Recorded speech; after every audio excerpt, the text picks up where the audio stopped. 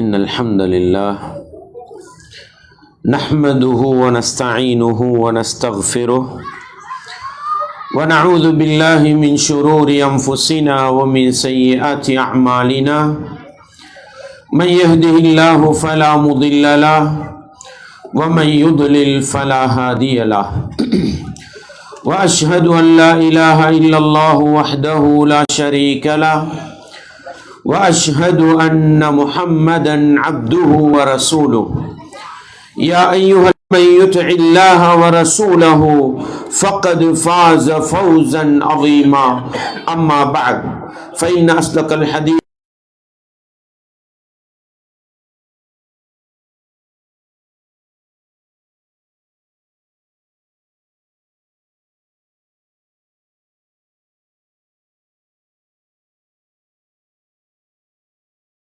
ஃபின்னார். வார்த்தைகளில் சிறந்தது வல்லவன் ரஹ்மானின் வார்த்தை என்றும், நடைமுறைகளில் சிறந்தது நபிகளார் ஸல்லல்லாஹு அலைஹி வஸல்லம் அவர்களுடைய வாழ்க்கை வழிமுறை என்றும், அவர்களுடைய வாழ்க்கை வழிமுறைகளுக்கு பின்னால் மார்க்கத்தில் புதிதாக புகுத்தப்பட்டவைகள், கர்மங்களிலே மிக மோசமானவைகள் பித்அத்துகள், எல்லா பித்அத்துகளும் வழிகேடுகள், எல்லா வழிகேடுகளும் மனிதனை நரகத்துக்கு இட்டு செல்லும் என்று சொன்னவனாக இச்சொற்பொழிவை ஆரம்பம் செய்கின்றேன். அன்பார்ந்த இஸ்லாமிய சகோதரர்களே, தாய்மார்களே,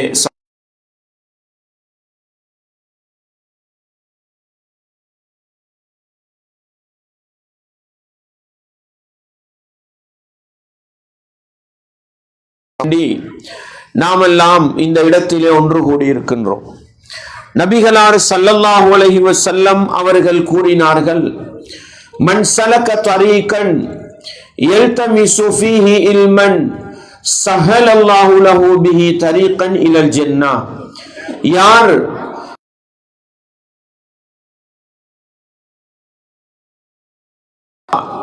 அவருக்கு சுவனப்பாதையை இலகுபடுத்தி கொடுக்கிறான் என்று சொன்னார்கள். அன்பார்ந்தவர்களே, அறிவிக்கப்பட்டது இந்த ஐடிசியின் மூலம் நடக்கின்ற மார்க்க நிகழ்ச்சிகள் பல வழிகளில் சமூகத்தை சென்றடைவதற்காக ஏற்பாடுகள் செய்யப்பட்டிருக்கின்றன. இன்றைக்கு மார்க்கம் என்பது மனிதர்களால் புறக்கணிக்கப்படுகிற காலம். குர்ஆனும் சுன்னாவும் கணக்கெடுக்கப்படாத காலம். தூய்மையான இஸ்லாத்தில் வாழுவதை விரும்புகின்ற மனிதர்கள் பயங்கரவாதிகளாக, தீவிரவாதிகளாக உலக மட்டத்தில் கணிக்கப்படுகிற காலம். இந்த காலத்தில் ஒரு மனிதன் இஸ்லாத்தை நேசிக்கிறான் என்றால், முஸ்லிமாக வாழ விரும்புகிறான் என்றால், அந்த மனிதனுக்கு அல்லாஹ்வுடைய தூதர் சொன்ன நற்செய்தி என்ன தெரியுமா? தூபா லில் குரபா என்றார்கள். மார்க்கம் புறக்கணிக்கப்படுகிற காலத்தில், இஸ்லாம் கணக்கெடுக்கப்படாத காலத்தில் யாரெல்லாம் இஸ்லாத்தை பின்பற்றுகிறார்களோ, யாரெல்லாம் இஸ்லாத்தை தன்னுடைய வாழ்க்கையில் நடைமுறைப்படுத்த வேண்டும் என்று ஆசைப்படுகிறார்களோ, அவர்களுக்கு சுபசோபனம் உண்டாகட்டும் என்றார்கள், நற்செய்தி உண்டாகட்டும் என்றார்கள். அன்பார்ந்தவர்களே, இஸ்லாம் புறக்கணிக்கப்படுகிற காலத்தில், குர்ஆனும் சுன்னாவும் கணக்கெடுக்கப்படாத இந்த காலத்தில், இஸ்லாமிய பிரச்சாரம் நடக்கின்ற மையங்களில் நாங்கள் இருந்து கொண்டு இஸ்லாத்தை படிப்போமாக இருந்தால், குர்ஆனையும் சுன்னாவையும் தேடி அறிவோமாக இருந்தால், கற்றுக்கொள்வோமாக இருந்தால், இஸ்லாம் எனக்கும் உங்களுக்கும் தருகிற சிறப்பு பாக்கியம் என்ன தெரியுமா? மன் ஸலக தரீகன் யல்தமிசு ஃபீஹி இல்மன் ஸஹலல்லாஹு லஹு பிஹி தரீகன் இலல் ஜன்னah. அறிவை தேடி ஒரு பாதையை தேர்வு செய்தால் அதனூடாக அல்லாஹ் சுவனப்பாதையை லேசாக்குகிறான் என்றார்கள். அன்பார்ந்தவர்களே, பகல் நேரத்திலே தொழில் துறவுகளில் ஈடுபடுகிறோம், வேலை வெட்டிகளில் ஈடுபடுகிறோம். ரமலானுடைய இரவு நேரம் இரவு தொழுகையிலே ஈடுபட்டு விட்டு அல்லாஹ்வுடைய வேதம் அல் குர்ஆனில் இருந்து ஒரு செய்தியை படிக்க வேண்டும், நபிகளாருடைய வாழ்க்கை வழிமுறை அஸ்-சுன்னாவிலிருந்து ஒரு ஹதீஸை படிக்க வேண்டும் என்ற ஆசையோடு நானும் நீங்களும் இந்த இடத்திலே வந்து அமர்ந்திருக்கிறோம் என்றால், அல்லாஹ் எனக்கும் உங்களுக்கும் இந்த அறிவு பாதையின் ஊடாக சுவனப்பாதையை இலகுபடுத்தி தர போதுமானவன் என்கிற அந்த விடயத்தை நினைவூட்டியவனாக, முன்மாதிரி முஸ்லிம் என்ற அடிப்படையில் மனிதனாக பிறந்து வாழுகின்ற ஒவ்வொரு மனிதனும் வயதுக்கு வருகின்ற பொழுது, திருமண தேவை ஏற்படுகின்ற பொழுது, திருமணம் முடிப்பதற்கான வசதிகளும் வாய்ப்புகளும் வருகின்ற பொழுது, விரும்பியோ விரும்பாமலோ அவன் திருமணம் முடிக்கின்றான். தனக்கு என்ற ஒரு வாழ்க்கை துணையை தேடிக்கொள்கிறான். ஒரு முஸ்லிமை பொறுத்தவரையில், ஒரு முஃமினை பொறுத்தவரையில் திருமணத்தை வெறுக்க முடியாது. நபிகளார் ஸல்லல்லாஹு அலைஹி வஸல்லம் அவர்களுடைய வீடு தேடி 3 நபித்தோழர்கள் வருகிறார்கள். நபிகளாருடைய வணக்க வழிபாடுகளை எல்லாம் கேட்டுவிட்டு ஒருவர் சொல்கிறார், நான் பகல் முழுக்க நோன்பு பிடிக்க போகிறேன் என்கிறார். இன்னொருவர் சொல்கிறார், இதன் பிறகு நான் இரவு முழுக்க நின்று வணங்க போகிறேன் என்கிறார். மூன்றாவது மனிதர் சொல்கிறார், நான் திருமணம் முடிக்காமல் என்னுடைய வாழ்க்கையை அல்லாஹ்வுக்கு என்று கொடுக்க போகிறேன் என்கிறார். அல்லாஹ்வுடைய தூதர் வந்த பிறகு நபிகளாருடைய மனைவி இந்த 3 பேரின் கருத்துக்களையும் சொன்ன பொழுது அந்த 3 தோழர்களையும் அழைத்து அல்லாஹ்வுடைய தூதர் சொன்னார்கள், நீங்கள் 3 பேருமா இப்படி சொன்னீர்கள்? நான் எப்படிப்பட்டவன் தெரியுமா? நான் பகல் நேரத்தில் நோன்பு பிடிக்கிறேன், நோன்பு இல்லாமலும் வாழுகிறேன், இரவையில் தூங்கவும் செய்கிறேன், நின்றும் வணங்குகிறேன், திருமணம் முடித்து வாழ்க்கை நடத்துகிறேன் என்று சொல்லிவிட்டு தான் சொன்னார்கள், மன் ரகிப அன் சுன்னதி ஃபலைஸ மின்னி, யார் என்னுடைய சுன்னாவை வெறுக்கின்றாரோ. நபிகளார் திருமணம் முடித்தார்கள், அந்த சுன்னாவை யார் வெறுக்கின்றாரோ அவர் என்னை சார்ந்தவர் அல்ல என்றார்கள். எனவே நபிகளாரை நேசிக்கின்ற, இந்த உலகத்துக்கு முன்மாதிரியாக வாழ விரும்புகின்ற ஒவ்வொரு முஸ்லிமும் வயதுக்கு வந்து, திருமண தேவையும் வந்து, வசதி வாய்ப்புகளும் வந்துவிட்டால் அவன் கட்டாயம் திருமணம் முடிக்க வேண்டும் என்று வலியுறுத்திய மார்க்கம் இஸ்லாம். அன்பார்ந்தவர்களே, தாய்மார்களே, சகோதரிகளே, திருமண வாழ்க்கை என்று சொல்லுகிற பொழுது அதிலே இணையக்கூடிய 2 பேர் கணவன் மனைவி என்று அழைக்கப்படுகிறார்கள். அன்பார்ந்தவர்களே, கணவன்மார்களாக உலகத்தில் வாழுகிற எங்களுக்கு, அல்லது கணவன்மாராக எதிர்காலத்தில் மாற வேண்டும் என்று ஆசைப்படுகின்ற எங்கள் சமூகத்தின் இளைஞர்களுக்கு முன்மாதிரியாக ஒரு கணவன் எப்படி இருக்க வேண்டும் என்று இஸ்லாம் எப்படிப்பட்ட வழிகாட்டல்களை காட்டித் தருகிறது என்பதை நாங்கள் பார்ப்போமாக இருந்தால், அன்பார்ந்தவர்களே, திருமணம் என்று சொல்லுகின்ற பொழுது நினைத்த மாதிரி அதை என்ன செய்ய முடியாது, மேற்கொள்ள முடியாது. மாறாக கணவனின் குடும்பத்தவர்கள், மணமகனின் குடும்பத்தவர்கள் இணங்கி, மணமகனுடைய விருப்பத்தோடு மணமகளின் குடும்பத்தவர்கள் விரும்பி, மணமகளின் விருப்பத்தோடு நடக்கின்ற ஒரு ஒப்பந்தம் இருக்கிறது. அந்த ஒப்பந்தம் என்ன தெரியுமா? அந்த ஒப்பந்தம் என்ன தெரியுமா?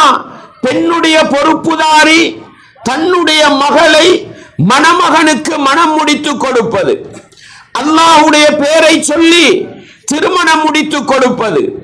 இந்த ஒப்பந்தத்திற்கு இஸ்லாம் சொன்ன வார்த்தை என்ன தெரியுமா? இதைத்தான் நானும் நீங்களும் புரிந்து கொள்ள வேண்டும். கணவன்மாராக இருக்கிற ஒவ்வொருவரும், திருமணம் முடிக்கவிருக்கிற ஒவ்வொருவரும் அந்த ஒப்பந்தத்தின் பெருமதியை புரிந்து கொள்ள வேண்டும். அல்லாஹ் எப்படி சொல்கிறான்? 4வது அத்தியாயம் 21வது வசனம், வஅഖذன மின்கும் மீசாகன் கலீதா. அல்லாஹ் சொல்கிறான், திருமணத்தின் மூலம் நீங்கள் மிக பலமான, மிக உறுதியான ஒரு உடன்படிக்கையை எடுக்கிறீர்கள். அது சாதாரணமான உடன்படிக்கை அல்ல. அன்பார்ந்தவர்களே, இந்த வசனத்துக்கு விளக்கம் சொன்ன நபித்தோழர்கள் குர்ஆனுக்கு விளக்கம் சொன்ன முஃபஸ்ஸிரீன்கள் அந்த உறுதியான உடன்படிக்கை என்றால் என்ன? தான் திருமணம் முடித்த மனைவியோடு நல்ல முறையிலே வாழ முடியுமா? அவளை நல்ல முறையில் வாழ வைக்க முடியுமா? சந்தோஷத்தோடு, திருப்தியோடு, மகிழ்ச்சியோடு வாழ வைக்க முடியுமா? வாழ வேண்டும். சந்தோஷமாக வாழ வைக்க முடியவில்லையா? திருப்தியாக வாழ வைக்க முடியவில்லையா? அநியாயம் செய்கிற நிலை வருகிறதா? மனைவியை கொடுமை செய்கிற நிலை வருகிறதா? மனைவியின் உள்ளத்தை நோகடிக்கின்ற நிலை வருகிறதா? இஸ்லாம் சொல்லும் என்ன தெரியுமா? நாகரீகமான முறையில், நல்ல முறையில் உடன்படிக்கையை முறித்து அந்த பெண்ணை விட்டுவிட வேண்டும். இதுதான் இஸ்லாம் எடுத்திருக்கின்ற ஆழமான உறுதி ஒப்பந்தம் என்று திருமணத்தை பற்றி இஸ்லாம் சொல்கிறது. அன்பார்ந்தவர்களே, இந்த ஒப்பந்தத்தின் பெருமதியை விளங்காத எங்களுடைய சமூகத்திலே திருமணம் முடித்துவிட்டு எத்தனையோ பெண்மணிகள் கண்ணீர் வடிக்கிறார்கள், இரத்த கண்ணீர் வடிக்கிறார்கள். ஏன்? கணவனுடைய கொடுமை, கணவனுடைய குடும்பத்தவர்களின் கொடுமை. அன்பார்ந்தவர்களே, ஆண் மக்களாக இருக்கிற நாங்கள் ஒவ்வொருவரும் ஒன்றில் கணவனாக இருப்போம் அல்லது எதிர்காலத்தில் கணவனாக மாறுவோம். இந்த ஒப்பந்தத்தின் பெருமதியை நானும் நீங்களும் விளங்கிக் கொள்ள வேண்டும். எந்த ஒரு கட்டத்திலும் எங்களை நம்பி வந்த எங்களுடைய மனைவிக்கு துரோகம் இழைக்க கூடாது, அநியாயம் இழைக்க கூடாது. அவர்களுடைய உள்ளம் நோகடிக்கின்ற அளவுக்கு ஆண் மக்கள் நடந்து கொள்ளக் கூடாது என்கிற பாடத்தை நானும் நீங்களும் மறந்துவிடக் கூடாது. பாருங்கள், ஹஜ்ஜத்துல் வதாவிலே அல்லாஹ்வுடைய தூதர் பல கடமைகளை பேசினார்கள். ஹஜ்ஜத்துல் வதா என்றால் என்ன? அல்லாஹ்வுடைய தூதர் மரணிப்பதற்கு 2.5 மாதங்களுக்கு முன்னால் ஹஜ் செய்தார்கள். அந்த ஹஜ்ஜிலே அரஃபாவுடைய மைதானத்திலும் ஹஜ் பெருநாளுடைய தினம் ஜுல்ஹிஜ்ஜா மாதத்தின் 10வது நாளிலும் ஒரு உரை நிகழ்த்தினார்கள். அந்த உரையிலே முக்கியமான சில விடயங்களை அல்லாஹ்வுடைய தூதர் சஹாபாக்களுக்கு எடுத்து சொன்னார்கள். அதற்குத்தான் பிரியாவிடையில் ஆற்றப்பட்ட உரை என்பார்கள். அன்பார்ந்தவர்களே, அந்த உரை நிகழ்த்தி சுமார் 75-80 நாட்கள் கழிகிற பொழுது அல்லாஹ்வுடைய தூதர் இந்த உலகத்தை விட்டும் பிரிந்து போனார்கள். அந்த உரையிலே அல்லாஹ்வுடைய தூதர் ஞாபகப்படுத்திய வார்த்தை முஸ்லிமிலே பதிவு செய்யப்பட்டிருக்கிறது. ஆண் சமூகத்தை விழித்து அல்லாஹ்வுடைய தூதர் சொன்னார்கள், ஃபத்தகுல்லாஹ ஃபின்னிஸா, பெண்களுடைய விடயத்தில், மனைவிமார்களின் விடயத்தில் நீங்கள் அல்லாஹ்வை பயந்து கொள்ளுங்கள். மனைவிமார்களின் விடயத்தில் அல்லாஹ்வை பயந்து கொள்ளுங்கள். ஃபஇன்னகும் அகதுதுமூஹுன்ன பிஅமானில்லாஹ், ஏனென்றால் நீங்கள் அவர்களை கரம் பிடித்திருப்பது, வாழ்க்கை துணையாக எடுத்திருப்பது அல்லாஹ்வுடைய பொருத்தத்தின் கீழால், அல்லாஹ்வோடு செய்து கொண்ட ஒப்பந்தத்தின் கீழால் அவர்களை நீங்கள் கரம் பிடித்திருக்கிறீர்கள். வஸ்தஹலல்தும் ஃபுரூஜஹுன்ன பிகலிமத்தில்லாஹ், அல்லாஹ்வுடைய தூதர் சொன்னார்கள், அவர்களுடைய கற்பை நீங்கள் ஹலாலாக்கி கொண்டிருப்பது அல்லாஹ்வுடைய வார்த்தையை கொண்டு என்று சொன்னார்கள். திருமண மஜ்லிஸிலே என்ன சொல்லி திருமணம் முடித்து வைப்பார்கள்? அல்ஹம்துலில்லாஹ் என்று அல்லாஹ்வை புகழ்ந்து ஹம்து ஸலவாத்து சொல்லிதான் திருமணம் முடித்து வைப்பார்கள். அன்பார்ந்தவர்களே, என்றால் திருமண ஒப்பந்தம் என்பது நானும் நீங்களும் நினைத்து செய்து கொள்வதல்ல. அல்லாஹ்வுடைய பொறுப்புக்கு கீழால் அல்லாஹ்வுடைய வார்த்தையை சொல்லித்தான் மனைவியை நாங்கள் கரம் பிடிக்கிறோம் என்றால் அவர்களுடைய விடயத்தில் அல்லாஹ்வை பயந்து கொள்ளுங்கள், அவர்களுடைய விடயத்தில் எச்சரிக்கையாக இருங்கள் என்று ஆண் சமூகத்துக்கு அல்லாஹ்வுடைய தூதர் ஸல்லல்லாஹு அலைஹி வஸல்லம் அவர்கள் சொன்னார்கள் என்றால், அன்பார்ந்தவர்களே, கணவன்மார்களே, எங்களுடைய மனைவியின் பெருமதியை நானும் நீங்களும் விளங்க வேண்டும். இஸ்லாம் அவர்களுக்கு கொடுத்திருக்கின்ற அந்தஸ்து என்ன என்பதை விளங்கிக் கொள்ள வேண்டும். வெறுமனே நாங்கள் ஆண்கள், நாங்கள் சர்வாதிகாரிகள், நாங்கள் அடக்கி ஆளக்கூடியவர்கள் என்று நினைத்த மாதிரி தன்னுடைய மனைவியோடு நடந்து கொள்ள முடியாது என்கிற பாடத்தை இஸ்லாம் எனக்கும் உங்களுக்கும் சொல்லித் தருகிறது என்பதை நானும் நீங்களும் மறந்துவிடக் கூடாது. அன்பார்ந்தவர்களே, இஸ்லாமிய உறவுகளே, குடும்ப வாழ்க்கையில் எங்கிருந்து பிரச்சனை ஆரம்பிக்கிறது? எங்கிருந்து பிரச்சனை ஆரம்பிக்கிறது?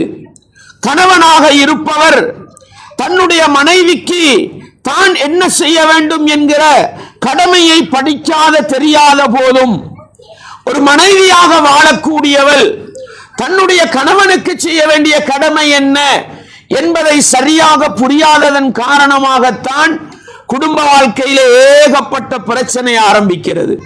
அன்பார்ந்தவர்களே, இஸ்லாமிய உறவுகளே, தாய்மார்களே, சகோதரிகளே, கணவன்மாருக்குத்தானே அறிவுரை போகிறது என்று நீங்கள் வெறுமனே சென்று விடாமல் உங்களுடைய வீட்டிலே வருகின்ற ஆண் மகனுக்கு, திருமணம் முடிக்கவிருக்கின்ற உங்களுடைய ஆண் பிள்ளைகளுக்கு இந்த அறிவுரைகளை சொல்லிக் கொடுங்கள். மனைவியோடு எப்படி வாழ வேண்டும், மனைவிக்கு செய்ய வேண்டிய கடமை என்ன என்பதை சரியாக உணர்த்துகிற பொழுதுதான் ஒரு குடும்ப வாழ்க்கை சந்தோஷமாக மகிழ்ச்சிகரமானதாக போகும் என்பதை ஆண் சமூகம் நாங்கள் வாழ்க்கையிலே நடைமுறைப்படுத்தி காட்ட வேண்டும். பெண் சமூகம் நீங்கள் உங்களுடைய ஆண் மக்களுக்கு சொல்லிக் கொடுக்க வேண்டும். அன்பார்ந்தவர்களே, திருமணம் என்பது வெறுமனே ஆசைக்கு மட்டும் முடிப்பதல்ல. திருமணம் என்பது வெறுமனே ஆசைக்கு மட்டும் முடிப்பதல்ல. அந்த வாழ்க்கை பொருத்தமான வாழ்க்கையாக இருந்தால், நிம்மதி சந்தோஷமான வாழ்க்கையாக இருந்தால், அல்லாஹ் காட்டி தந்த பிரகாரம், நபிகளார் வாழ்ந்து காட்டிய பிரகாரம் ஒரு குடும்பம் வாழுமாக இருந்தால், குடும்பத்தை சுவனத்துக்கு அழைத்து செல்லுகிற ஒரு சிறந்த வாழ்க்கை பயணம்தான் குடும்ப வாழ்க்கை என்பதை ஒவ்வொரு ஆண்மகனும் ஒவ்வொரு கணவன்மாரும் புரிந்து கொள்ள வேண்டும் என்பதை மறந்துவிடக் கூடாது. அன்பார்ந்தவர்களே, அல்லாஹ்வுடைய தூதர் அந்த ஹஜ்ஜத்துல் வதா உரையிலே ஒரு மனைவி கணவனுக்கு செய்ய வேண்டிய கடமை என்ன, ஒரு கணவன் மனைவிக்கு செய்ய வேண்டிய கடமை என்ன என்பதை அழகாக சொல்லி தந்தார்கள். இதை நானும் நீங்களும் உள்ளத்தில் ஆழமாக நிறுத்த வேண்டும். கணவன்மாராக வாழுகிற நாங்கள் புரிய வேண்டியது, என்னுடைய மனைவி எனக்கு செய்ய வேண்டிய கடமை என்ன. இந்த கடமையை விளங்காததுதான் நிறைய குடும்பங்களில் பிரச்சனை வருவதற்கு காரணம். பாருங்கள், அல்லாஹ்வுடைய தூதர் சொல்கிறார்கள், வலக்கும் அலைஹின்ன அல்லா யூத்இன ஃபுர்ஷக்கும் அஹதன் தக்ரஹூனஹு. நீங்கள் வெறுக்கின்ற ஒரு ஆண் மகனுக்கு உங்களுடைய படுக்கையில் இடம் கொடுக்காமல் இருப்பதுதான் ஒரு மனைவி கணவனுக்கு செய்ய வேண்டிய கடமை என்றார்கள். என்ன சொன்னார்கள்? என்ன சொன்னார்கள்? நீங்கள் வெறுக்கின்ற ஒரு ஆண் மகனுக்கு என்றால், பொதுவாக ஒரு மனுஷத்தன்மையுள்ள ஒரு ஆண்மகன், ஆண்மையுள்ள ஒரு ஆண்மகன் தன்னுடைய படுக்கையில இன்னொரு ஆண் வந்து படுக்கிறத விரும்ப மாட்டான். அதை வைத்துத்தான் அல்லாஹ் சொல்கிறான், நீங்கள் வெறுக்கின்ற ஒரு ஆண் உங்களுடைய படுக்கையில் வந்து படுப்பதற்கு ஒரு மனைவி இடம் கொடுக்க மாட்டாள், கொடுக்க கூடாது. இது மட்டும்தான் ஒரு மனைவி கணவனுக்கு செய்ய வேண்டிய கடமை. இன்னொரு வார்த்தையில் சொல்வதானால், அல்லாஹ்வுடைய தூதர் சொன்னார்கள், வல் மர்அத்து ராயியத்துன் ஃபீ பைத்தி ஸௌஜிஹா. ஒரு பெண்மணி, ஆண் சமூகம் விளங்குங்கள், உங்களோட மனைவிமாருக்கு உங்களுக்கு செய்ய வேண்டிய கடமை என்னன்றது. வல் மர்அத்து ராயியத்துன் ஃபீ பைத்தி ஸௌஜிஹா. ஒரு பெண்மணி தன்னுடைய கணவனின் வீட்டுக்கு பொறுப்பாளியாக இருக்கிறாள். வஹிய மஸ்ஊலத்துன் அன் ரஇயத்திஹா. அவளுடைய பொறுப்பை பற்றி அவள் மறுமை நாளையிலே விசாரிக்கப்படுவாள். உங்களோட மனைவி உங்களுக்கு செய்ய வேண்டிய கடமை என்ன தெரியுமா? உங்களுடைய வீட்டை உங்களுக்கென்று பாதுகாக்க வேண்டும், உங்களுடைய படுக்கையை உங்களுக்கென்று பாதுகாக்க வேண்டும், உங்களுடைய சொத்து செல்வங்களை உங்களுக்கென்று பாதுகாக்க வேண்டும், உங்களுடைய பிள்ளை குட்டிகளை உங்களுக்கென்று பாதுகாக்க வேண்டும். இவ்வளவுதான் அவர்களுக்குரிய கடமை. இந்த கடமையை விளங்காததனால எத்தனை விடயங்களை எங்களுடைய மனைவிமார்கள் மீது நாங்கள் சுமத்தி வைத்திருக்கிறோம் தெரியுமா? எதனால பிரச்சனை வருது தெரியுமா? திருமணம் முடித்து வீட்டுக்கு வந்தவுடனே மனைவிக்கு சில அழுத்தங்கள். என்ன அழுத்தம்? என்ற உம்மாக்கு நீதான் சாப்பாடாக்கி போடணும், என்ற நானா தம்பிமார் இருக்கிறாங்க, அவர்களுக்கு நீதான் ஆடை கழுவி கொடுக்க வேண்டும், அவர்களுக்கு நீதான் அனைத்து வேலைகளையும் செய்ய வேண்டும். என்ற தாத்தா தங்கச்சி இருக்கிறாங்க, அவர்களுக்கு வேலை செய்ய வேண்டும், நேரத்துக்கு சாப்பாடாக்கி போட வேண்டும், வீட்டை கூட்ட வேண்டும், வீட்டு கடமைகளை எல்லாம் செய்ய வேண்டும். நஊது பில்லாஹ், நஊது பில்லாஹ். இதெல்லாம் உங்களோட மனைவியிட கடமையா? இதெல்லாம் உங்களோட மனைவியிட கடமையா? இல்லை சகோதரர்களை, இல்லை. உங்களுடைய மனைவிக்குள்ள கடமை உங்களோட படுக்கையை பாதுகாப்பதும், உங்களோட சொந்த வீடுண்டா அந்த சொந்த வீட்டை பாதுகாக்கிறது தான். பல குடும்பம் வாழுகிற வீடு என்றால் உங்களுடைய அறை மட்டும்தான் அவளுக்கு பொறுப்பு. உங்களுடைய அறை மட்டும்தான் அவளுக்கு பொறுப்பு. உங்களுடைய தாயை பார்ப்பது அவளுக்கு கடமை இல்லை. உங்களுடைய அக்கா தங்கச்சிக்கு வேலை செய்வது அவளுக்கு கடமை இல்லை. உங்களுடைய நானா தம்பிக்கு சேவை புரிவது அவளுக்கு கடமை இல்லை. கடமை இல்லாததை எல்லாம் தலையின் மீதே சுமத்தாட்டி அவள் செய்யவில்லையா, அநியாயம் இழைக்கிறோம், கொடுமைப்படுத்துகிறோம். சில பேர் பொண்ணு தேடுறது எப்படி தெரியுமா? எப்படி தேடுறாங்க? வீட்டுக்கு பொண்ணு. வீட்டுக்கு பொண்ணு இல்லங்க, வீட்டுக்கு பொண்ணு கிடையாது. திருமணம் முடிக்கிற ஆண் மகனுக்குத்தான் பொண்ணு. அந்த இரண்டு பேரும் நான் எப்படி வாழ வேண்டும் என்பதை முடிவெடுக்க வேண்டும். ஆனா இன்றைக்கு என்ன நடக்குது? குடும்பத்தில் மாமாவும் மாமியும் சேர்ந்து கொண்டு அவர்கள் தான் மருமகளை ஆள வேண்டுமாம், அவங்க சொல்ற மாதிரி மருமகள் வாழ வேண்டுமாம். மைனிமார், மைனிமார் சொல்லுவீங்க, அன்னிமாரு, அன்னிமார், அன்னிமார் சொல்ற மாதிரி தான் மருமகள் வாழ வேண்டுமாம். நஊது பில்லாஹ். யாரு சொன்னது? இல்லை சகோதரர்களே, அல்லாஹ்வுக்காக சொல்கிறேன், இஸ்லாமிய மார்க்கம் அற்புதமானது. மனித சமூகம் உலகத்திலும் நல்லவர்களாக வாழ்ந்து மறுமையிலே வெற்றி பெறுவதற்கு மனிதநேயத்துடன் வாழ்க்கை வழிமுறையை காட்டி தந்த மார்க்கம் இஸ்லாம்.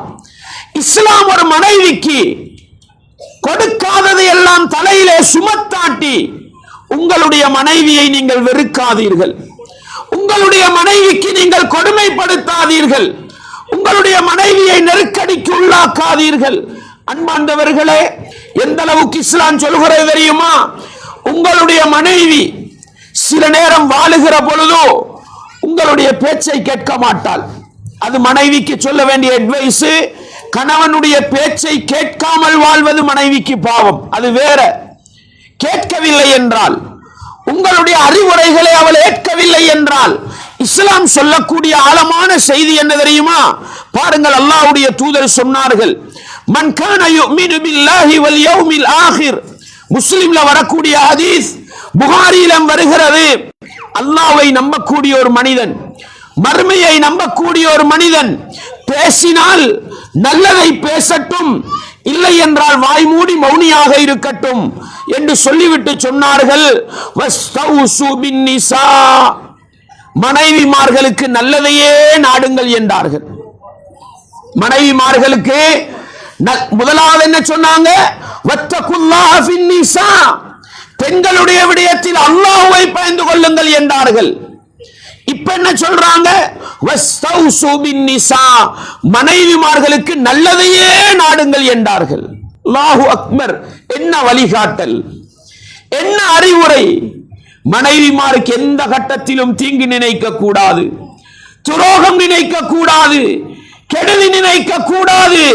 அல்லாஹ்வுடைய தூதரின் வழிகாட்டல், மனைவிமார்களுக்கு நல்லது செய்யுங்கள். ஃபஇன்னல் மர்அத. ஏன் தெரியுமா? பெண்கள் என்பவர்கள் குலிகத் மின் திலா என்று சொன்னார்கள். பெண்கள் என்பவர்கள் பலவீனமான எலும்பிலிருந்து படைக்கப்பட்டிருக்கிறார்கள். விலா எலும்பு இருக்குதானே, அதுலயும் சொன்னாங்க வ இன்ன அஅவஜ ஷைஇன் ஃபி திலா அலா என்றார்கள். அந்த விலா எலும்பிலையும் அதனுடைய நுனிப்பகுதி இருக்கிற உச்ச பகுதி அது வளைந்ததாக இருக்கும். அது போன்று பலவீனப்பட்டவள் தான் பெண் என்றார்கள். அன்பாண்டவர்களே, ஒரு ஆண் மகனை பொறுத்தவரையில் எத்தனை தடவை திட்டினாலும் எத்தனை பேர் ஏசினாலும் கண் கலங்காது கண்ணீர் வடியாது கல்லு மாதிரி இருப்பான். ஆனால் ஒரு பெண்ணை பொறுத்தவரையில் ஒரு வார்த்தை மனசு நோகடிக்கப்பட்டால் கண் கலங்கி கண்ணீர் வந்துவிடும், உள்ளத்தால் உடைந்து போய்விடுவாள். அதனால் அல்லாஹ்வுடைய தூதர் சொன்ன வார்த்தையை பதிவு செய்து கொள்ளுங்கள். என்ன சொன்னாங்க? அந்த பலவீனமான அந்த எலும்பு, அத ரசூலுல்லாஹ் சொல்றாங்க, இன் ذهبت تقيمه كسرته, அதை நீ உனக்கு விரும்பிய போல் நேராக்க முயற்சி செய்தால் உடைந்து போய்விடுவாள் என்றார்கள். உனக்கு நினைத்த மாதிரி அதை நேராக்க முயற்சி செய்தால் உடைந்து போவாள் என்றார்கள்.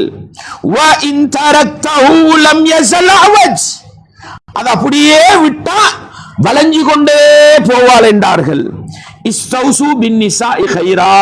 திருப்பியும் ரசூலுல்லாஹ் சொன்னாங்க, மனைவிமார்களுக்கு நல்லதையே செய்யுங்கள், நல்லதையே விரும்புங்கள் என்று திருப்பியும் அந்த ஹதீஸை முடித்தார்கள் அல்லாஹ்வுடைய தூதர். என்ன சொல்ல வராங்க இஸ்லாமிய உறவுகளே? திருமணம் முடித்து என்னுடைய மனைவியை வீட்டுக்கு அழைத்து கொண்டு வந்தால் கணவனுக்கே இஸ்லாம் சொன்னது என்ன தெரியுமா? அவள் வீட்டில் வாழும் பொழுது ஒரு வாழ்க்கை வாழ்ந்திருப்பாள். அப்படித்தானே? மார்க்கத்துக்கு முரணில்லாத, இஸ்லாமிய வரம்பை மீறாத ஒரு வாழ்க்கை வாழ்ந்திருப்பால். இஸ்லாம் அனுமதித்த வாழ்க்கை. எப்படி சகோதர சகோதரிகளே, வீட்டில உம்மாவுடைய இரக்கம், உம்மாவுடைய பாசம், தாயுடைய அன்பு, சுபகு தொழுதுட்டு 8 மணி வரைக்கும் தூங்கி இருப்பாள். ஏன்? ஒரு தாய் என்ன செய்வாள்? எழுப்ப மாட்டாள். இன்னும் கொஞ்சம் தூங்கட்டுமே, டீயை ஊத்தி கொண்டு போய் படுக்கைக்கு பக்கத்துல கொடுப்பாள். இதானே தாய்? உங்க எல்லாருக்கும் தங்கச்சி மாதிரி இருக்குதா இல்லையா? உங்க எல்லாருக்கும் அக்கா மாதிரி இருக்குதா இல்லையா? இந்த வச்சு பாருங்களேன், உங்களோட உம்மா, உங்களோட தாய் உங்களோட சகோதரிகளோடு எப்படி நடக்கிறாள்? உங்களோட தாய் எழும்பி அவளுடைய ஆடையையும் சேர்த்து கழுவி போடுவாள் இல்லையா? துவைத்து போடுவாள் இல்லையா? சாப்பாடாக்குற நேரம் வரும். சில நேரம் உங்களோட தங்கச்சி உங்களோட அக்கா ஆக்க போனாலும் நீ போய் இரு முன்னுக்கு, நான் சாப்பாடு சமைச்சு தரேன் தின்னு என்ன செய்வாள் ஒரு தாய்? பெண் பிள்ளைகளை சமைக்க விட மாட்டாள். வீட்டு சூழலில் இப்படி வளர்ந்து வந்த ஒரு சகோதரியை உங்களை நம்பி திருமணம் முடித்து தந்தால், குடும்பத்தில் நீங்கள் மட்டுமல்ல உங்களுடைய தாய் ஒரு பக்கம் வருகிறாள்.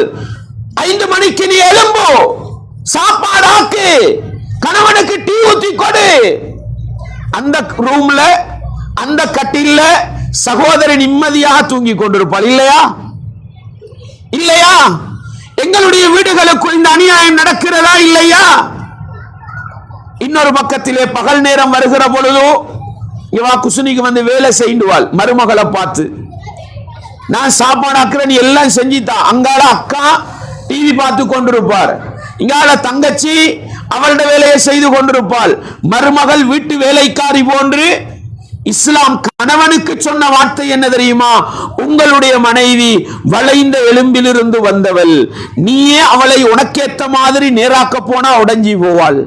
ஒரு கணவனுக்கே இஸ்லாம் உடனடியாக நேராக்க வேண்டாம் என்று சொல்கிறது என்றால், குடும்பத்தில் உள்ள எல்லோரும் சேர்ந்து கொண்டு, ஒரு பக்கம் மாமி இன்னொரு பக்கம் அண்ணிமார் சேர்ந்து கொண்டு உங்களோட மனைவியை நேராக்க முயற்சி செய்தால் உடைந்து போவாளா இல்லையா? எங்களுடைய குடும்பங்களில் இப்படி மனைவிமாருக்கு அநியாயம் நடக்கிறதா இல்லையா? அன்பார்ந்தவர்களே, உங்களை நம்பி வந்த உங்களுடைய மனைவியை உங்களுடைய தங்கச்சி போன்று பாருங்கள், உங்களுடைய அக்கா போன்று பாருங்கள். நிம்மதியான வாழ்க்கை கிடைக்கும், சந்தோஷமான வாழ்க்கை கிடைக்கும். உங்களுடைய மனைவியின் விடயத்தில் உங்களுடைய தாய்க்கு அதிகாரம் இல்லை, உங்களுடைய அக்கா தங்கச்சிமாருக்கு அதிகாரம் இல்லை, உங்களுடைய நானா தம்பிமாருக்கு அதிகாரம் இல்லை. இதை விளங்காததனாலதான் குடும்ப வாழ்க்கையில் நிறைய இளைஞர்கள் பிரச்சனைப்படுகிறார்கள் சகோதரர்களே, பிரச்சனைப்படுகிறார்கள். அந்த அளவுக்கு உங்களுடைய வீட்டுக்குள் ஒரு சூழ்நிலை வந்தால், கூட்டு குடும்பமாக வாழுகிற நிலை வந்தால், அல்லாஹ்வுக்காக நான் உங்களுக்கு சொல்கிறேன், அஸ்கினுஹுன்ன மின் ஹைசு சகன்தும், அல்லாஹ் சொல்கிறான், உங்களுடைய மனைவிமார்களை நீங்கள் வாழ்வதற்கென்றெடுக்கின்ற தனி வீட்டிலே வையுங்கள் என்று அல்லாஹ் சொல்கிறான். தனி குடியிலே இருங்கள், தனி வீட்டிலே இருங்கள், தனித்து போய் வாழுங்கள். உங்களுடைய மனைவியை வேறு யாருக்கும் அடிமைப்படுத்த விடாதீர்கள். உங்களுக்கு தாய், அவளுக்கு மாமி, அவளுக்கு தாய் அல்ல. நாங்க என்ன நினைக்கிறோம், ஏண்ட உம்மா நான் சொல்றதெல்லாம் நீ கேட்டு தாகணும். இல்லை சகோதரர்களே, இல்லை. இஸ்லாம் எங்கும் சொல்லவில்லை ஒரு மாமியால மருமகளை அடக்க முடியாது. இஸ்லாத்தின் பார்வையிலே இங்கிருந்து தானே வீட்டுக்குள் கொடுமை ஆரம்பிக்கிறது. உங்களுடைய அக்கா தங்கச்சி மாருக்கு மைனிமாரிலே சகோதரனின் மனைவியிலே எந்த அதிகாரத்தையும் இஸ்லாம் வைக்கவில்லை. உங்களுக்கு கூட வைத்தது என்ன தெரியுமா? சில நேரம் 25 வருஷம் வீட்டுல வாழ்ந்தவள் தானே, 20 வருஷம் உம்மா பாப்பாவோட சந்தோஷமா வாழ்ந்தவள் தானே, ஒரு சில நடவடிக்கைகள் அவள்கிட்ட இருக்கும். அதை நீங்களே நேராக்க போகாதீங்க, உடைஞ்சி போயிருவாள் இஸ்லாம் சொல்லுது. மார்க்க வரம்புக்கு உட்பட்டு, மார்க்க வரம்புக்கு வெளியே போனா அல்லாஹ் சொன்னதை சொல்லுங்க, அட்வைஸ் பண்ணுங்க. இஸ்ஸௌசு பின் நிசாஇ கைரா, பெண்களுக்கு நல்லதை சொல்லுங்க. மனைவியே, நீ இப்படி செஞ்சா நரகம் போயிருவாய், இப்படி செஞ்சா அல்லாஹ்வுடைய தூதருக்கு மாறி செஞ்சிருவாய். அட்வைஸ் பண்ணுங்க, புத்திமதி சொல்லுங்க. மனசு உடைந்து போகிற அளவுக்கு கடுமையாக நடக்காதீர்கள் என்று இஸ்லாம் சொல்கிறது என்றால், அன்பாண்டவர்களே, 25 வருடம் 20 வருடம் தாயுடைய வீட்டுக்குள் தாயுடைய கண்காணிப்பிலே வாழ்ந்தவள், அவளுக்கு சாப்பாடு ஆக்க தெரியாமல் இருக்கும், ஒரு சுலைமானி ஊட்ட தெரியாமல் இருக்கும், ஒரு ஆடையை அழகாக அயம் பண்ண தெரியாமல் இருக்கும். இதுவெல்லாம் அவளுக்கு கடமை இல்லை சகோதரர்களே. உங்களுக்கு சாப்பாடு ஆக்கி தருவதும் மனிதநேயமே அல்லாமல் கடமை கிடையாது. நல்லா விளங்குங்க, மனிதநேயமே அல்லாமல் கடமை கிடையாது. ஒரு மனைவி சொல்கிறாள், எனக்கு நீ கடையால சாப்பாடு வாங்கி கொண்டு வந்து தாய் என்றால், நீங்கள் சாப்பிடுகிற சாப்பாட்டை அவளுக்கு கொடுக்க வேண்டும். இதான் இஸ்லாம் சொன்னது, இதான் இஸ்லாம் சொன்னது. அடுத்த பக்கத்தை நான் உங்களுக்கு சொல்றேன். ஆனா மனித நேயத்தின் அடிப்படையில நீங்க செலவழிக்கிறீங்க, நீங்க எல்லாம் மீறி அவளுக்கு உதவி பண்றீங்க. அதுக்காக அவள் என்ன செய்வாள்? சாப்பாடாக்கி போடுவாள். விளங்குதான் உங்களுக்கு? இது இல்லாம நல்லா விளங்குங்க, உங்களோட குடும்பத்தவர்களுக்கெல்லாம் சாப்பாடாக்கி போட வேண்டும் என்கிற கடமை அவளுக்கு இல்லை. உங்களோட வீட்டுக்கு கணவனுடைய குடும்பத்தவர்கள் எல்லாம் வாராங்க, வார நேரத்தில் அவள் சொல்றாள், என்னால இன்னைக்கு சாப்பாடு ஆக்கலாது, உங்களோட குடும்பத்துக்கு நீங்க ஹோட்டலால ரெஸ்டாரண்டால சாப்பாடு கொண்டு வந்து கொடுங்க என்றால், அப்படி எங்கட மனைவிமார் சொல்றது இல்ல. அப்படி சொன்னாலும் அதை மீறி உங்களுக்கு என்ன செய்ய முடியாது? மனைவியை வெறுக்க முடியாது, மனைவியோடு சண்டை பிடிக்க முடியாது.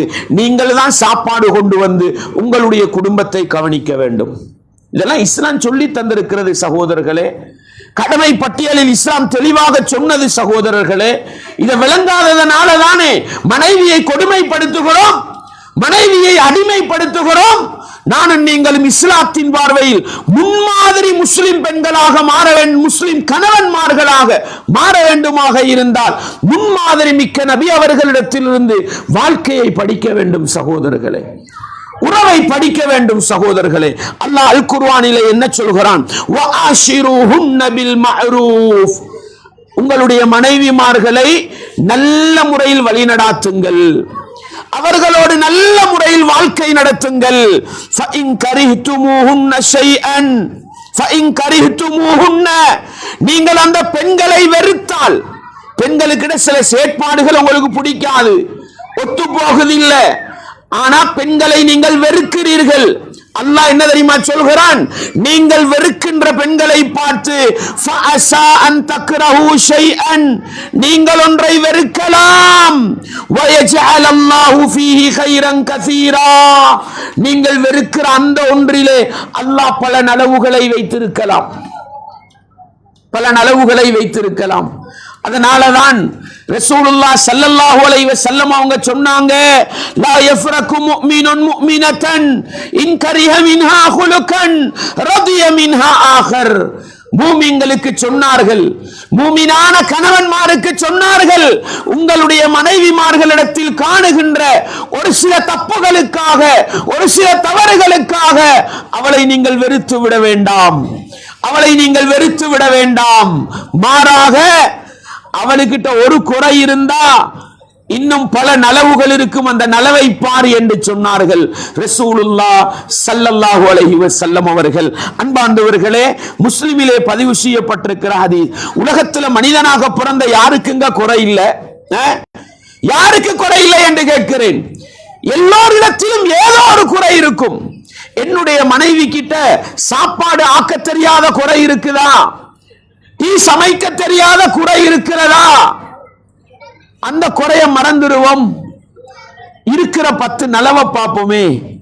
உங்களுடைய வாழ்க்கைக்கு திருப்தி தரக்கூடியவள், உங்களுடைய உள்ளத்துக்கு சந்தோஷத்தை தரக்கூடியவள், உங்களுடைய உள்ளத்துக்கு மகிழ்ச்சி தரக்கூடியவள், அவளுடைய சிரிப்பிலே உங்களுக்கு இன்பம் இருக்கிறது, அவளுடைய பார்வையிலே உங்களுக்கு கண்குளிர்ச்சி இருக்கிறது, அவளுடைய நடையிலே உங்களுக்கு நிம்மதி இருக்கிறது என்றால் இருக்கிற நலவை பார்ப்போமே சகோதரர்களே.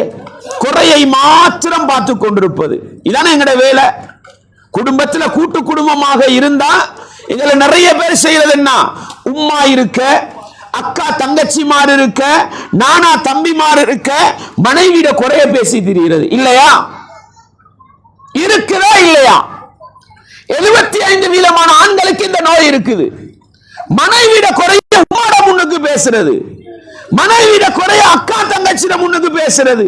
இத பேசி பேசி அவளோட மனசை நோகடிக்கிறது. இருக்குதா இல்லையா? சில நேரம் எங்கள்கிட்ட இல்லாட்டியும் எங்கட குடும்பத்தில் இருக்கிற நானா தம்பி மாட்ட இருக்குதா இல்லையா? எங்கட நண்பர்கள்ட்ட இருக்குதா இல்லையா?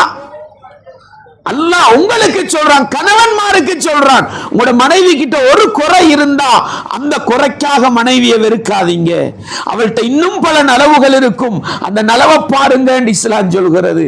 இப்படி வாழ்ந்து பாருங்க சகோதரர்களே, இப்படி வாழ்ந்து பாருங்க.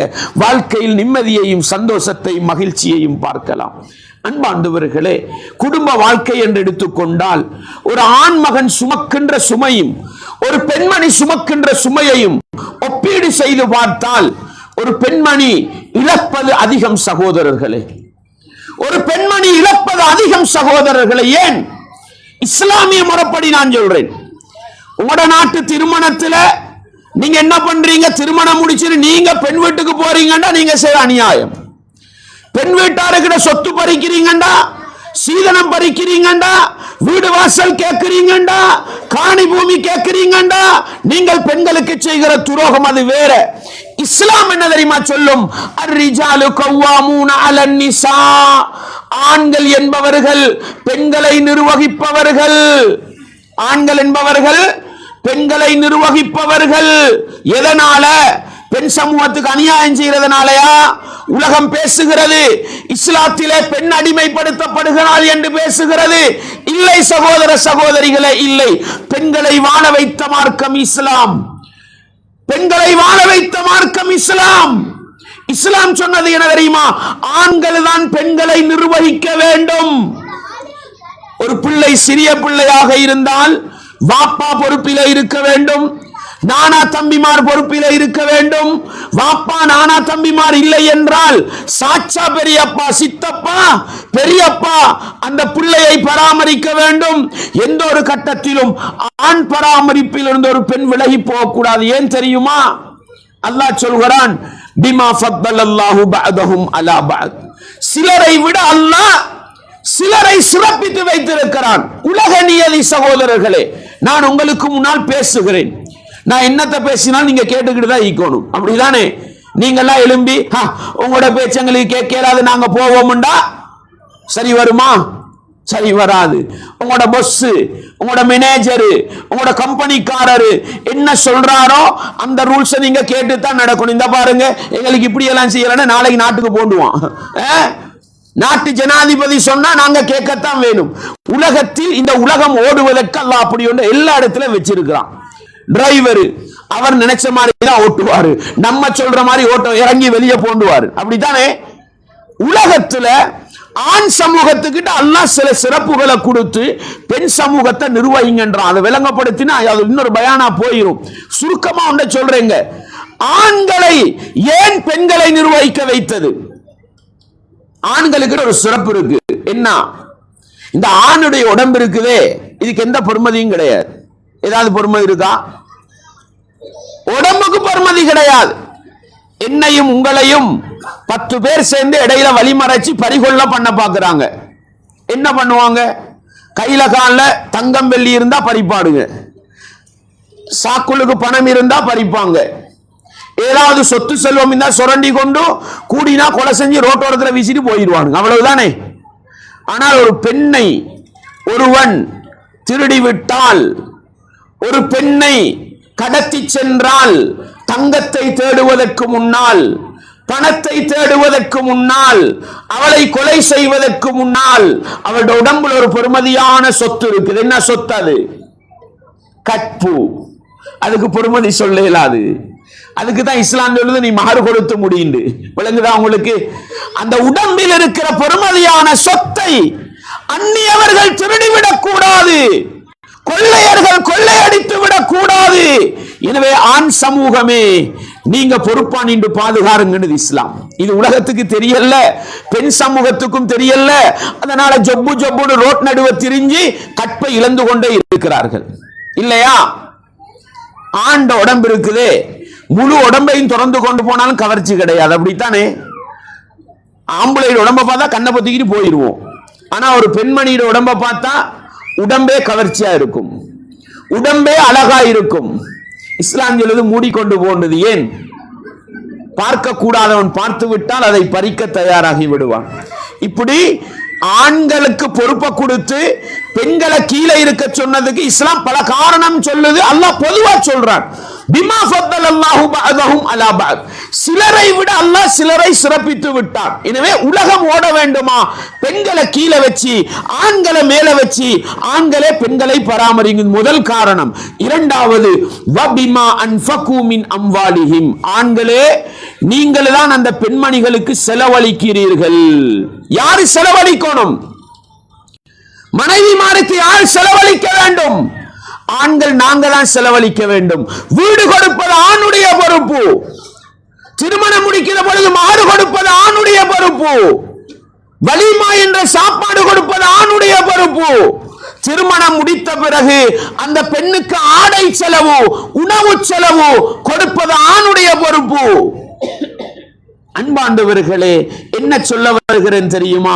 கூட்டு குடும்பமாக வாழுகிற நேரம் உங்களோட அக்கா தங்கச்சி மாறால, உங்களோட நானா தம்பி மாறால, உங்களோட உம்மா அப்பா வாழ, உங்களோட மனைவிக்கு பிரச்சனை வந்தா தனி குடும்பமா போய் சந்தோஷமா வாழலாமா? வாழுங்கள் சகோதரர்களே. நீங்கள் உங்களுடைய மனைவியோடு தனியாக வாழ்ந்து கொண்டு தாய்க்கு செய்ய வேண்டிய கடமையை 100% செய்யுங்கள். சகோதரிகளுக்கு செய்ய வேண்டிய கடமையை 100% செய்யுங்கள். சகோதரர்களுக்கு செய்ய வேண்டிய கடமையை 100% செய்யுங்கள். மனைவிக்காக குடும்பத்தை எதிர்க்கவும் வேண்டாம், குடும்ப உறவுகளுக்காக மனைவியை நோவினை செய்து அல்லாஹ்விடத்தில் குற்றவாளியாகவும் வேண்டாம் என்கிற பாடத்தை என்னுடைய இளைஞர் சமூகத்துக்கு, திருமணம் முடித்து வாழுகின்ற கணவன் சமூகத்துக்கு அல்லாஹ்வுடைய மார்க்கத்தை முன்னிறுத்தி சொல்லிக் கொள்கிறேன் சகோதரர்களே. எனவே ஆண் சமூகம் நாங்கள் கணவன்மார்கள் மனைவிக்கு செய்ய வேண்டிய கடமையை சரியாக விளங்க வேண்டும். மனைவியிடத்தில் குறைபாடுகள் இருக்கும், அந்த குறைபாடுகளை தூக்கி பிடித்து அதை வைத்தே மனைவியை பழிவாங்காமல், தன்னுடைய குடும்ப உறவுகளிடத்திலெல்லாம் தன்னுடைய மனைவியை கேவலப்படுத்தாமல், தன்னுடைய மனைவியை தானா ரெஸ்பெக்ட் பண்ணி கண்ணியப்படுத்தி வாழ்வோமாக இருந்தால் உலகத்தில் ஒரு சிறந்த கணவனாக வாழலாம், மறுமையிலும் வெற்றி பெறலாம் என்கிற பாடத்தை நானும் நீங்களும் ஒருபோதும் மறந்துவிடக் கூடாது. அன்பார்ந்தவர்களே, இஸ்லாமிய உறவுகளே, பாருங்கள், கணவன் மனைவியாக வாழுகிற நேரத்தில் எப்பொழுதுமே ஒரு கணவன் தன்னுடைய மனைவியின் உள்ளத்தில் சந்தோஷத்தை போடுவதில் கவனம் செலுத்த வேண்டும். கடமை முடிஞ்சு ஒரு ஆண் சமூகத்தின் கடமை என்ன, பெண்ணுடைய கடமையை சொன்னோம் நாங்க. இந்த கடமையை விளங்குவதனாலதான் எனக்கு என்னுடைய மனைவி என்னுடைய படுக்கையை பாதுகாக்கிறாள், என்னுடைய வீட்டை பாதுகாக்கிறாள், என்னுடைய பிள்ளை குட்டிகளுக்கு செய்ய வேண்டிய கடமையை செய்கிறாள் என்றால் கடமை முடிந்து விட்டது. அதை தாண்டி செய்வது உபகாரம், மனிதநேயம். உங்களோட தாயை மதிக்கிறாளா? உங்களோட தாயை கண்ணியப்படுத்துகிறாளா? உங்களோட அக்கா தங்கச்சிமார சாப்பாடாக்கி கொடுத்து வரவேற்கிறாளா? இதெல்லாம் மனித நேயமே அல்லாமல் கடமை அல்ல, கடமை அல்ல. அன்பார்ந்தவர்களே, நீங்க என்ன நானா திருமணம் முடிச்சு வாழ்றீங்க, நான் உங்களோட வீட்டுக்கு வாரேன்.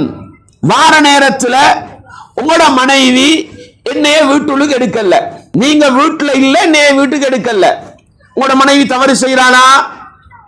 இல்லை சகோதரர்களே, இல்லை. ஏன்?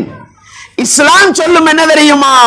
ஒரு பெண்மணிக்கு கணவனுடைய நானா தம்பிமார் மரணத்துக்கு நிகர் என்று சொல்லும், மரணத்துக்கு நிகர் என்று சொல்லும். அன்பார்ந்தவர்களே, கணவர் வீட்டில் இல்ல, கணவர் வந்த பிறகு வாங்க என்று சொன்னா இதுதான் இஸ்லாத்தின் அடிப்படையில் உங்களுடைய நானாவை மதிப்பது. வாப்பா வந்த வரவேற்கலாம். ஏன்? வாப்பா மஹரம், வாப்பா மஹரம், அவரை வரவேற்கலாம். அவரை வரவேற்காவிட்டால் கூட அதற்காக மனைவியை நோவினை செய்ய முடியாது, மனைவியை கொடுமைப்படுத்த முடியாது. எந்த குடும்பத்தை ரெஸ்பெக்ட் பண்றான் இல்ல, மதிக்கிறான் இல்ல, வாழ்க்கையை விட்டு தூரமாக தூரமாகலாம், பிரச்சனை இல்ல. அநியாயம் செய்ய முடியாது, கொடுமைப்படுத்த முடியாது. இந்த பகுதியை நானும் நீங்களும் விளங்க வேண்டும். கணவனாக இருப்பவர்கள் நீங்கள் மனைவிமாருக்கு செய்ய வேண்டியது என்ன? தாய்மார்களே, சகோதரிகளே, அல்லாஹ்வுடைய தூதர் மிக தெளிவாக சொன்ன வார்த்தையை பாருங்கள். அல்லாஹ்வுடைய தூதர் சொன்னார்கள், நீங்கள் மனைவிமாருக்கு செய்ய வேண்டிய வலஹுன்ன அலைக்கும், மனைவிமாருக்கு நீங்கள் செய்வது கட்டாயம் என்ன தெரியுமா? ரிஸ்குஹுன்ன வ கிஸ்வத்துஹுன்ன பில் மஅரூஃப். முறையா உண்ண கொடுங்க, முறையா உடுக்க கொடுங்க, வாழ்றதுக்கு இடம் கொடுங்க, இவ்வளவுதான். அன்பார்ந்தவர்களே, வீட்டிலே வாழ வைத்தோம், உங்களோட மாத வருமானத்துக்கு ஏற்றாற்போல் சாப்பாடு கொடுக்கிறீங்க, உங்களோட மாத வருமானத்துக்கும் வருட வருமானத்துக்கும் ஏற்ப உடுக்க கொடுக்கிறீங்க. இதை சகோதரிகள் விளங்கணும்.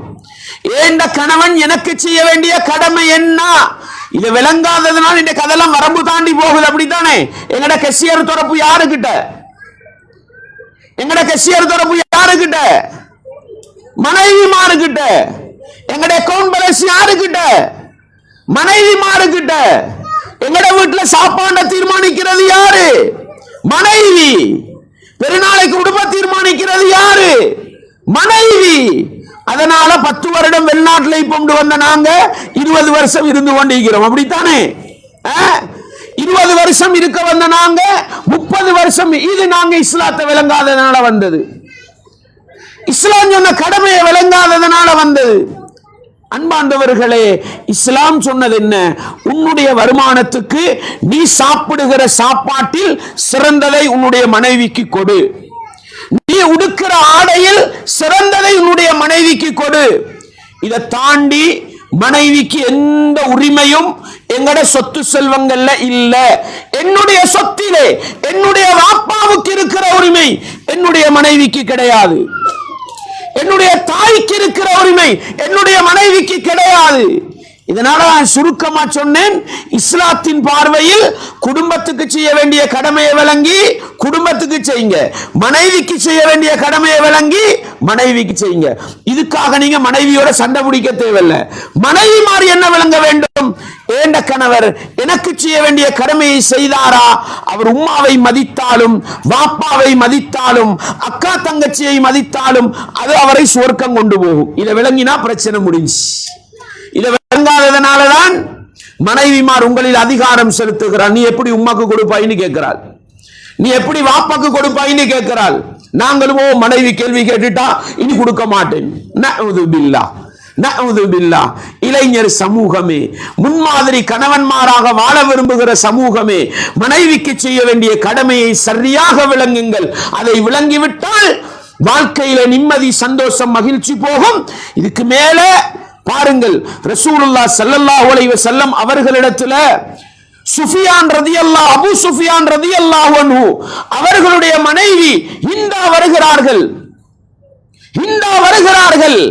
வந்து கேட்டார்கள், அல்லாஹ்வின் தூதரே, என்னுடைய கணவர் கொஞ்சம் கஞ்சத்தனம் உள்ளவர், தேவைக்கு செலவழிக்கவா மாட்டார், எனக்கும் பிள்ளைகளுக்கும் போதிய செலவுக்கு தாரதில்லை, அவருடைய சொத்திலிருந்து திருடலாமா, தெரியாம எடுக்கலாமா? தாய்மார்களே, சகோதரிகளே, இந்த நபிமொழியை கொஞ்சம் நல்லா உள்ளத்துல வச்சுக்கங்க. ஆண் சமூகமே நீங்களும் வச்சுக்கங்க. அன்பாண்டவர்களே, அல்லாஹ்வுடைய தூதர் சொன்னார்கள், பில் மஅரூஃப் என்றார்கள். முறையா எடுத்துக்கொண்டாங்க. முறையா எடுக்கிறதுனா என்ன? ஒரு நாள் செலவு உங்களோட நாட்டில் எவ்வளவு போகும்? நம்ம நாட்டில் ஒரு 1000 ரூபான்னு வைப்போம். இப்ப உங்களோட நாட்டில் ஒரு 250 ரூபா 300 ரூபா போகுமா?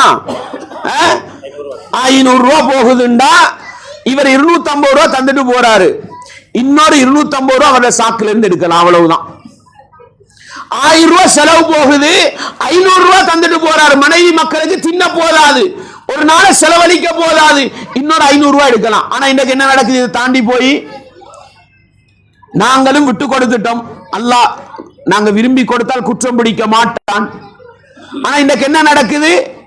உங்களோட சாக்குல இருந்து, உங்களோட அக்கவுண்ட்ல இருந்து பணம் எடுத்து தம்பியை படிக்க வைக்கிறார்கள், தங்கச்சிக்கு கொடுக்கிறார்கள். மனிதநேயத்தின் அடிப்படையில் விட்டு கொடுத்து மன்னிப்போடு போவோம்டா, பிரச்சனை இல்லை. ஆனால் ஒரு பெண்மணி கணவனுடைய சொத்திலிருந்து கணவனுக்கு தெரியாமல் எடுத்து கொடுத்தால், யாருக்கு கொடுத்தாலும் அல்லாஹ் மறுமையில குற்றம் பிடிப்பான்.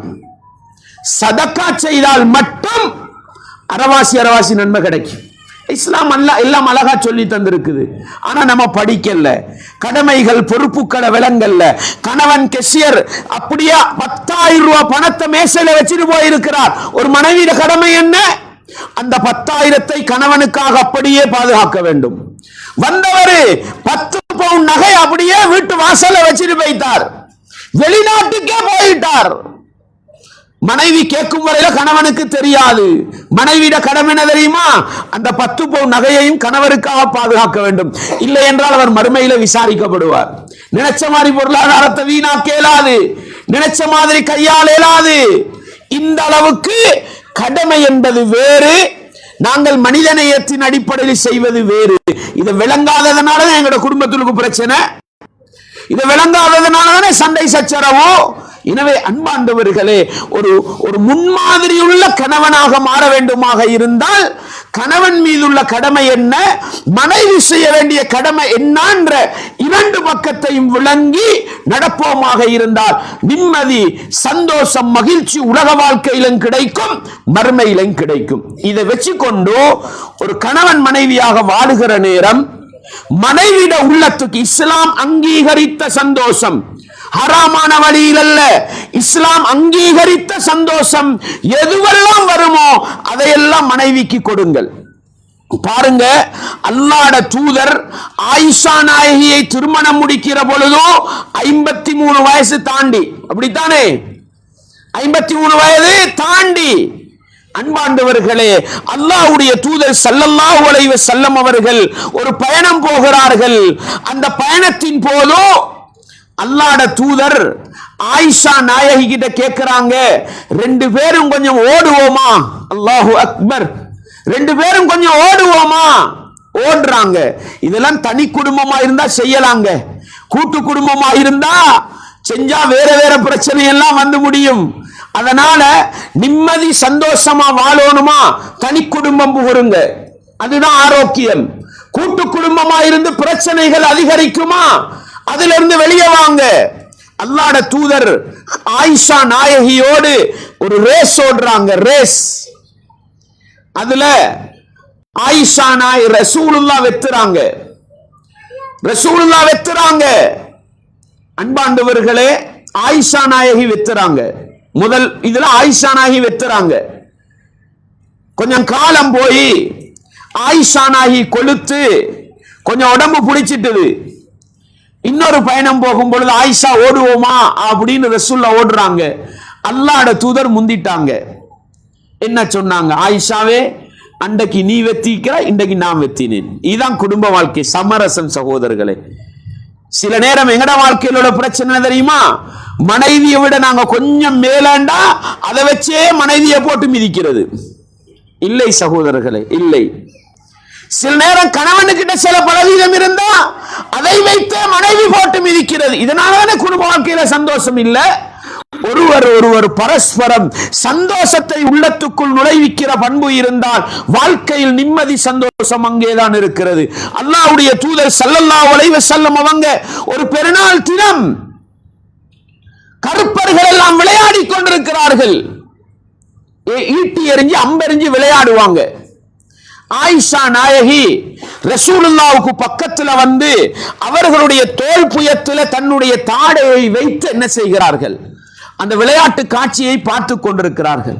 சில அறிவிப்புல ரசூலுல்லாஹ்வோட உடம்புக்கு மறைஞ்சி பின்னுக்கு இருந்து பார்த்து கொண்டிருக்கிறாங்க. ரசூலுல்லாஹ் இடைக்கிட கேட்பாங்க, ஆயிஷாவே போதுமா? இல்ல இன்னும் கொஞ்சம் பார்க்கணும். போதுமா? இன்னும் கொஞ்சம் பார்க்கணும். அன்பாண்டவர்களே, இஸ்லாமிய வரம்புக்குள் ஆண்கள் ஆடை அணிந்து இஸ்லாமிய வரம்புக்குள் விளையாடுகிறார்கள் என்றால் மனைவியை ஒழுக்கமாக வைத்துக் கொண்டு அந்நிய ஆண்களுக்கு மறைத்து வைத்துக் கொண்டு விளையாட்டு நிகழ்ச்சிகளை கூட காட்டுவது இஸ்லாம் தடுக்கவில்லை. ஏன்? மனைவியின் உள்ளத்துக்கு சந்தோஷம் நுழைய வேண்டுமா? இஸ்லாம் அதை அங்கீகரித்திருக்கிறது. இன்றைக்கு கணவன் மனைவியா கூட்டு குடும்பமா வாழ்ற நேரம் கொஞ்சம் மனைவியோட கழுத்துல கையை போட்டா போதும். அப்படிதானே? இதெல்லாம் ஒழுக்கமான்னு கேட்கறது குடும்பத்துல 2 பேர் வந்து நிப்பாங்க. வீட்டுல கொஞ்ச நேரம் முன்னுக்கு செய்யாறுல 2 பேரும் கொஞ்சம் நெருங்கி உட்கார்ந்து பேசினா இது என்ன, இது மடுவமான்னு கேட்பாங்க. இங்கதானே வாழ்க்கையில பிரச்சனை வருது, இங்கதானே முருகல் நிலை வருது.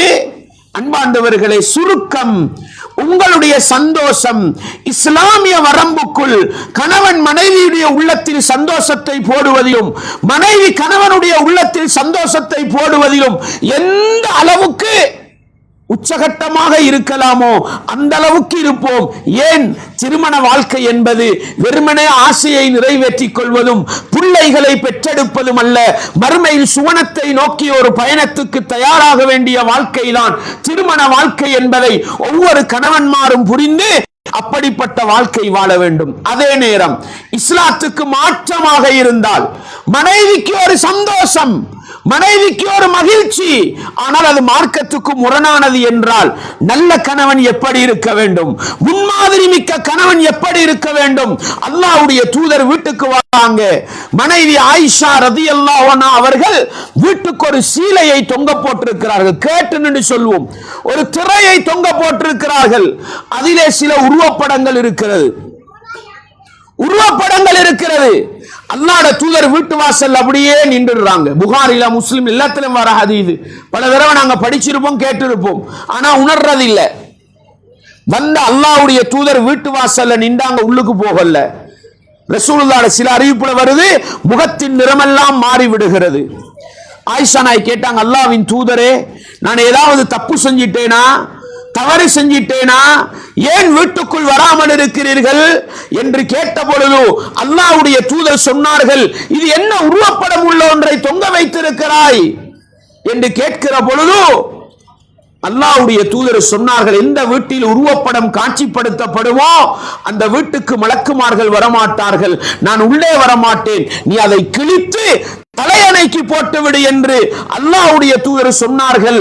அதை ஆயிஷா நாயகி செய்த பிறகுதான் ரசூலுல்லாஹ் வீட்டுக்கு போனார்கள். கணவன் மனைவியுடைய வாழ்க்கையில் மனைவி சுவர்க்கம் நுழைவதற்கு வழிகாட்ட வேண்டுமே அல்லாமல் மனைவியிட விருப்பம், மனைவியிட அன்பு, மனைவியிட பாசம், அவள் என்ன ஹராத்தை செய்தாலும் நான் திருப்தி அடைவேன் என்றால் கணவன் நீங்களும் நேரடியாக சுவர்க்கம் போக முடியாது, மனைவியும் சுவர்க்கம் போக முடியாத நிலை வரும். எனவே முன்மாதிரி மிக்க ஒரு கணவன் எப்பொழுதும் தன்னுடைய மனைவியை சுவர்க்கம் அழைத்து செல்வதில் கவனமாக இருக்க வேண்டும். ஏன்? அல்லாஹ் அல் குர்ஆனிலே ஈமானிய சமூகத்தை அழைத்து என்ன சொல்கிறான்? யா அய்யுஹல்லதீன ஆமனூ, ஈமான் கொண்டவர்களே, கூ அன்ஃபுஸக்கும் வ அஹ்லீக்கும் நாரா, நீங்கள் உங்களையும் உங்களுடைய குடும்பத்தையும் நரகத்தில் இருந்து பாதுகாத்துக் கொள்ளுங்கள் என்று சொல்கிறான். உலக சந்தோஷம் மட்டும் ஒரு முஃமினுக்கு சந்தோஷம் அல்ல, மறுமையிலே வெற்றி தருகிற சந்தோஷம் தான் ஒரு முஃமினுக்கு சந்தோஷமாக இருக்க வேண்டும். எனவே சுருக்கமாக சொல்வதானால் ஒரு கணவன் எப்படி இருக்க வேண்டும்?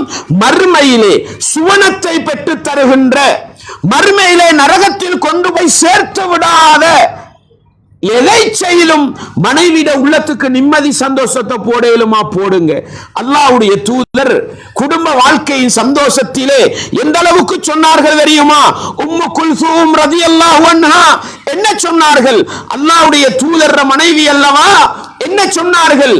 அல்லாஹ்வுடைய தூதர் பொய் பேசுவதை அனுமதிக்கவில்லை, ஆனால் 3 விஷயத்தில் அனுமதிச்சாங்க. ஒன்று, யுத்த களத்தில் பொய் சொல்லுவது, யுத்த களத்தில் பொய் சொல்லுவது.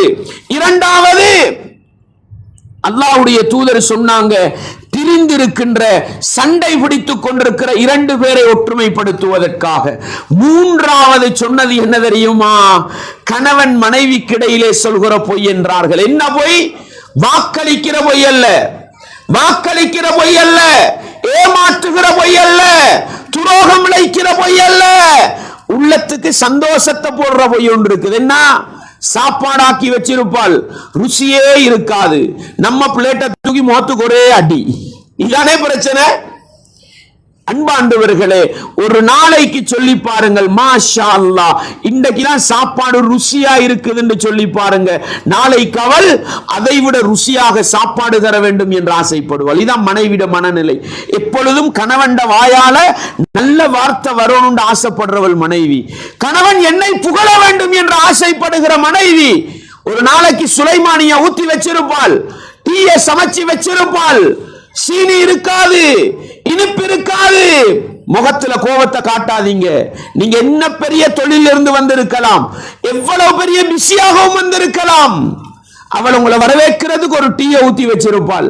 நீங்க வந்த வருது அப்படின்னு துப்பினீங்கண்டா நாளைக்கு இனி இவருக்கு டீ ஊத்தி கொடுக்கப்படாது. இங்கிருந்தே பிரச்சனை ஆரம்பிக்கும், இங்கிருந்தே சண்டை சச்சரவு முரண்பாட ஆரம்பிக்கும். மாஷா அல்லாஹ் மனசுல வெறுப்பு இருக்கும். எப்படி அல்லாஹ் சொல்கிறான், நீங்கள் ஒன்றை வெறுக்கலாம், அல்லாஹ் அதிலே பல நலவுகளை வைத்து உள்ளத்துல வெறுப்பு இருக்கும். வெறுப்பை அப்படியே அடக்கி கொண்டு இன்னைக்கு நல்லா இருக்குதே டீ, இன்னைக்கு நல்லா இருக்குதே சாயின்னு சொல்லி பாருங்க, நாளைக்கு நீங்க வரப்போல யூடியூப்ல உட்கார்ந்துகிட்டு இருப்பாள். என்ன இந்த நவீன காலம் தானே, என்ன இல்ல நான் பாவம் எல்லாம் பார்க்கல, படம் சினிமா எல்லாம் பார்க்கல, இன்னும் நல்லா எப்படி டீ ஊத்த பார்க்கலன்னு படிச்சுக்கிட்டு இருக்கிறேன். இஸ்லாம் சும்மா உண்ட சொல்லுமா? இல்லை சகோதரர்களே. மனைவியுடைய உள்ளத்திலே சந்தோஷத்தை போடுகிற அளவுக்கு திருப்தியை காட்டுகிற, அதைத்தான் மனைவி எதிர்பார்ப்பாளுங்க. நாங்க நினைக்கிற மாதிரி இல்ல. அவள் சில நேரம் தப்பு தவற செஞ்சிட்டு கூட என்ன தெரியுமா ஆசைப்படுவாள், என்ன கணவன் என்னை புகழணும்னு ஆசைப்படுவாள். நீங்க அந்த நேரத்தில் பொய்க்கு புகழ்றீங்க, அது அல்லாஹ் குற்றம் பிடிக்க மாட்டான், அல்லாஹ் குற்றம் பிடிக்க மாட்டான். எனவே அன்பாண்டவர்களே, மனைவியின் உள்ளத்தில் சந்தோஷத்தை போடுகின்ற பணிகளை இஸ்லாம் செய்வதில் மிக கவனம் செலுத்தி இருக்கிறது. அல்லாஹ்வுடைய தூதர் மனைவி மாதவிடாயில இருப்பாங்க, மனைவி மாதவிடாயில இருப்பாங்க. ரசூலுல்லாஹ் ஆயிஷா நாயகியிடம் மடியில உட்கார்ந்து கொண்டு சாய்ந்து படுத்துக் கொண்டு அல் குர்ஆனை ஓதுவார்கள் என்றால் என்ன தேவை இருக்குது சகோதரர்களே? என்ன தேவை இருக்குது? மனைவிட உள்ளத்துல சந்தோஷப்படுது. நாங்க அப்படி இல்லை, அப்படித்தானே? இல்லை சகோதரர்களே. அல்லாஹ்வுடைய தூதர் இஅ்திகாஃப்ல இருப்பாங்க சகோதரர்களே. இஅ்திகாஃப்ல இருந்தா தேவையில்லாம வீட்டோட்டு வெளியே போக கூடாது. ரசூலுல்லாஹ்வுடைய வீடும் ஆயிஷா நாயிட வீட்டுக்கு பள்ளிக்கும் ஒரே செவரு தானே, ஒரே செவரு தானே. பள்ளிக்குள் இஅ்திகாஃப் இருக்கிற ரசூலுல்லாஹ் அப்படியே ஜன்னலை போடு தலைய போடுவாங்களா என்னனால அவங்களோட வீட்டுள்ளுக்கு தலையை வாரி விடு ஆயிஷாண்டு. அல்லாஹு அக்பர், அல்லாஹு அக்பர். அன்பாண்டவர்களே, எங்களுக்கு சீப்படுத்து வாரி கொண்டு போறது பெரிய வேலை அல்ல. தன் மனைவி கிட்ட கொடுத்து தலைக்கு என்ன தேய்ச்சுடு, தலைமுடிய கொஞ்சம் வாரி விடு, தலையை கொஞ்சம் மசாஜ் பண்ணி விடுண்டா, இது மனைவி எதிர்பார்ப்பது சகோதரர்களே. இந்த அளவு கணவன் நெருக்கமாக இருக்க வேண்டும் என்று ஆசைப்படுபவள் மனைவி சகோதரர்களே. இதையெல்லாம் வேறொன்றுமாக பார்க்காதீர்கள். நோன்பு பிடித்திருக்கிற நிலையில் கூட அல்லாஹ்வுடைய தூதர் மனைவிக்கு பக்கத்திலே படுத்திருப்பார்கள் என்றால், மனைவியை அரவணைத்துக் கொள்வார்கள் என்றால், அன்பார்ந்தவர்களே, மனைவிக்கு வாழ்க்கை கொடுத்தது இஸ்லாம். மனைவியை மதிக்க சொன்னது இஸ்லாம். நபிகளார் மனைவிமாரோட நடந்து கொண்ட முறையை பேசினா அது தனி இன்பமான ஒரு வரலாறு சகோதரர்களே, இன்பமான ஒரு வரலாறு. அவைகளை எல்லாம் படிக்கிற பொழுதுதான் முன்மாதிரி மிக்க ஒரு நல்ல கணவனாக, இந்த உலகத்தில் பெண்களை கண்ணியமாக மதிப்பாக வாழ வைக்கின்ற கணவன்மார்களாக மாறுகிற அளவுக்கு ரசூலுல்லாஹ்வுடைய வாழ்க்கையில வழிகாட்டல். ஆயிஷா சொல்லுவாங்க, இந்த செய்தி எனக்கு சொல்லாமலும் மேலாது, அதை சொல்லி நான் முடிக்கிறேன். ஆயிஷா நாயகி சொல்லுவாங்க, சதை துண்டு இறைச்சி நிறைந்த முள்ளை நான் கடிப்பேன், மாதவிடாயோடு இருக்கிற காலமாக இருக்கும், கடித்து விட்டு அல்லாஹ்வுடைய தூதருக்கு கொடுப்பேன். அல்லாஹ்வுடைய தூதர் நான் எந்த இடத்தில் வாய் வைத்து கடித்தேனோ அதே இடத்தில் வாய் வைத்து அல்லாஹ்வுடைய தூதர் அந்த இறைச்சியை கடிப்பார்கள் என்று சொன்னார்கள். ஒரு மனைவி எதிர்பார்ப்பது என்ன சகோதரர்களே? ஒரு பாத்திரத்திலே நான் தண்ணீர் கொடுப்பேன், குடித்துவிட்டு மிஞ்சியதை நபிகளாருக்கு கொடுப்பேன். அந்த பாத்திரத்தில் நான் எந்த இடத்தில் வாய் வைத்தேனோ அதே இடத்தில் வாய் வைத்து அல்லாஹ்வுடைய தூதர் குடிப்பார்கள் என்று சொன்னார்களே ஆயிஷா நாயகி. அல்லாஹு அக்பர், அல்லாஹு அக்பர். அல்லாஹ்வுடைய தூதரும் நானும், அல்லாஹ்வுடைய தூதரும் நானும் ஒரே பாத்திரத்தில் அள்ளி குளிப்போம். இன்றைக்கு மாதிரி சவர் போட்டு குளிக்கிற காலம் இல்லையே. அன்றைக்கு சின்ன பாத்திரத்துல தண்ணியை நிறைச்சி குளிப்பாங்க. மனைவி சொல்றாங்க, தண்ணீரை ரெண்டு பேரும் கையால அள்ளி குளிப்போம், ஏண்ட கையும் ரசூலுல்லாஹ்வுடைய கையும் ஒன்று ஒன்றோடு உரசிக்கொள்ளும் என்று சொன்னார்கள். அன்பார்ந்தவர்களே, இஸ்லாமிய உறவுகளே, எதுவெல்லாம் மனைவிக்கு சந்தோஷம் மகிழ்ச்சியை கொடுக்குமோ அதையெல்லாம் மனைவிக்கு கொடுத்து வாழ்பவன் தான் இஸ்லாமிய அடிப்படையில் உண்மையான கணவன் என்பதை நானும் நீங்களும் மறந்துவிடக் கூடாது. எனவே அன்பார்ந்தவர்களே, இன்னும் நிறைய செய்திகள் இருந்தாலும் அனைத்தையும் சொல்ல முடியாது. உங்களுக்கு எடுத்துக்காட்டுக்கு சில செய்திகள். ஏன் உண்மையான கணவன்மாரா வாழ வேண்டுமா? படிக்க வேண்டும் சகோதரர்களே. ரசூலுல்லாஹ்வுடைய குடும்ப வாழ்க்கை பல இடங்களில் பேசப்பட்டிருக்கிறது. கொஞ்சம் எடுத்து படித்து நாங்களும் ஒரு இஸ்லாமிய கணவனாக, முன்மாதிரி மிக்க கணவனாக, ஈமானிய குடும்பம் நடத்துகின்ற கணவனாக வாழ்ந்து மரணிக்க நானும் நீங்களும் முயற்சி செய்ய வேண்டும். வல்லவன் ரஹ்மான் எனக்கும் உங்களுக்கும் துணை புரிய வேண்டும். வ ஆகிரு தஅவானா அனில் ஹம்துலில்லாஹி ரப்பில் ஆலமீன். அல்லாஹ்